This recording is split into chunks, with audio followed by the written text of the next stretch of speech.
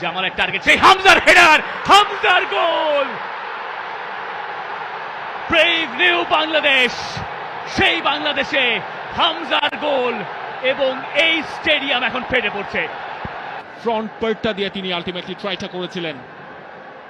ফাহমিদুল এখনো তার কন্ট্রোলে, সেখান থেকে সাদ, এবং এই দুজনের মধ্যে বেশ কিছু পাসিং কিন্তু আমরা দেখছি এই ম্যাচের শুরু থেকেই। বাংলাদেশি পায়ে বলটা রাখছে, যেটা এক্সপেক্টেড ছিল বাংলাদেশের কাছ থেকে। জামাল, আরো একবার কাজেম শাহ ছিল তার টার্গেট।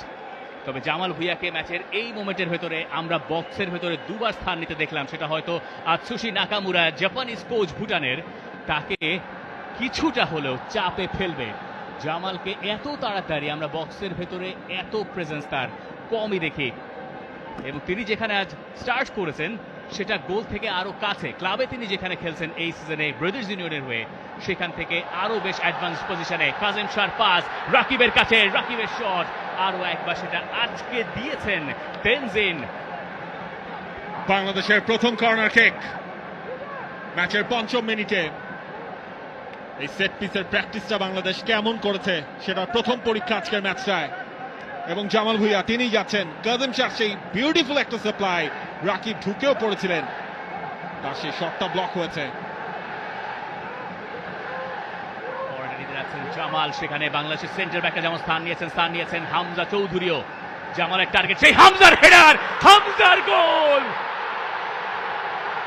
ব্রেভ নিউ বাংলাদেশ, সেই বাংলাদেশে হামজার গোল এবং এই স্টেডিয়াম এখন ফেটে পড়ছে। দেশের মাটিতে প্রথম ম্যাচেই হামজা দেখালেন কিভাবে গোল করতে হয়। সমর্থকদের যেই ভালোবাসা, সেই ভালোবাসার প্রতিদান দেওয়া শুরু করলেন হামজা চৌধুরী প্রথম মিনিটেই। সেট পিস থেকে সবার ওপরে তালগাছ হয়ে দাঁড়িয়েছিলেন হামজা চৌধুরী, তাকে ধরার আর কারোর সুযোগ নেই। হামজা তার দ্বিতীয় ম্যাচেই গোলের দেখা পেয়ে গেলেন। হামজা যখন থেকে বাংলাদেশের জার্সিটা গায়ে চাপিয়েছেন, এরপরে প্রথম গোলটা তার কপালেই লেখা ছিল। আর কি কপাল, গোলটাও তিনি করলেন কপাল দিয়েই।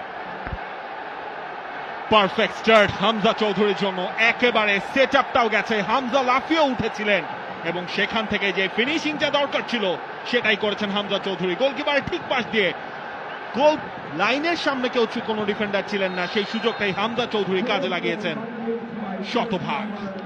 ভুটান অবশ্য এই ক্ষেত্রে বেশ হতাশ হবে। সেট পিস থেকে যদি আপনি একজন ফুটবলারকে মার্ক করতে চান স্পেসিফিকলি, সেটা এই হামজা চৌধুরী হওয়ার কথা ছিল, কিন্তু সেই কাজটা তারা ঠিকঠাক করেনি।